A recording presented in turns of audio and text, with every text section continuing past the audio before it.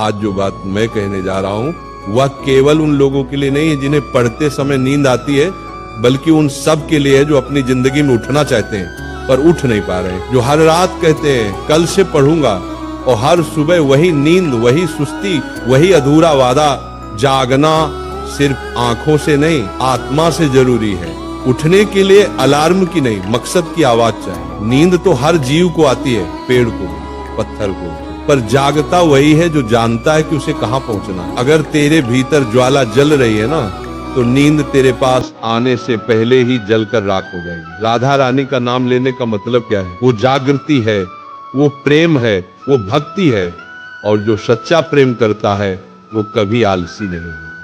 तू कहता है पढ़ते वक्त नींद आती है, क्यों आती है बेटा? क्योंकि तू पढ़ाई से प्रेम नहीं करता, तू सिर्फ डर से पढ़ता है, और जो डर से चलता है वो कभी दौड़ नहीं सकता। एक पल सोच, तुम्हारे पिता क्यों नहीं थकते? क्यों नहीं कहते कि आज आराम कर लेते हैं?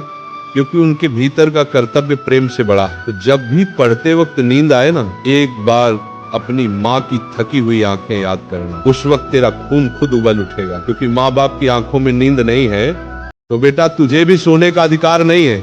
नींद का इलाज दवा से नहीं, भावना से होता है। आंखों पर ठंडा पानी डाल ले, उठ बैठकर पढ़ ले, पर जब तक भीतर प्रेरणा नहीं जगेगी नींद जाएगी नहीं। ये नींद शरीर की नहीं है, ये मन की जड़ता है, आत्मा की थकावट है। इसलिए मैं कहता हूँ जब भी किताब खोले पहले मन खोले, मन से कहे हे प्रभु मुझे वह ज्योति दो जो अर्जुन को दी थी, जिसने गीता सुनी और फिर कभी थका नहीं, कभी सोया नहीं, कभी टूटा नहीं। पढ़ाई कोई काम नहीं, तपस्या है। जैसे तस्य मुनि तप करते थे ना, वो जंगल में पत्थरों पर वर्षों तक बैठे रहते थे, वैसे ही विद्यार्थी का तप है। किताबों के बीच बैठना, रातों को जगना, आंखों से आंसू गिरना, फिर भी पन्ने पलटते रहना, क्योंकि जिसने तप किया वही तेज हुआ। तेजस्वी वही बनता है जो नींद को हराता है। जो कहता है थक गया हूँ, कल देखूंगा, वो अपने जीवन का भविष्य आज ही गवा देता है। जितनी देर तू सोता है उतनी देर कोई और जाग रहा होता है। जब तू अपनी किताब बंद करके तकिया सीधा करता है,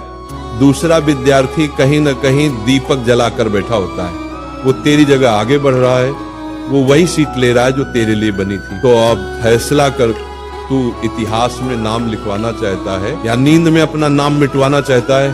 सच्चा ब्रह्मचारी वही है जो नींद से भी जीत गया।